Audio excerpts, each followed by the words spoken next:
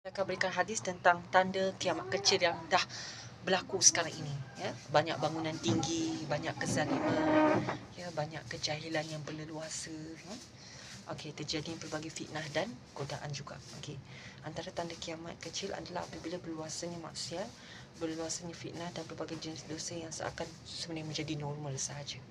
Nabi SAW bersabda, ya, dari hadis riwayat Imam Ahmad, Abu Dawud, Imam Majah Al-Hakim, sesungguhnya menjelang datangnya hari kiamat terjadi banyak fitnah.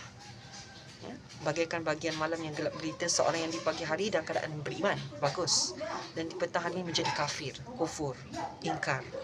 Ada yang di petang harinya dalam keadaan beriman dan di pagi hari menjadi kafir. Orang yang duduk di saat itu lebih baik daripada orang yang berdiri, dan orang yang berdiri di saat itu lebih baik daripada orang yang berjalan, dan orang yang berjalan saat itu lebih baik daripada orang yang berlari. Maka patahkanlah busur-busur kalian, putuskanlah tali-tali busur kalian, dan pukulkanlah pedang-pedang kalian ke batu. Jika rumah salah seorang daripada kalian dimasuki fitnah, maka jadi seperti yang terbaik dari kedua anak Adam, Habil.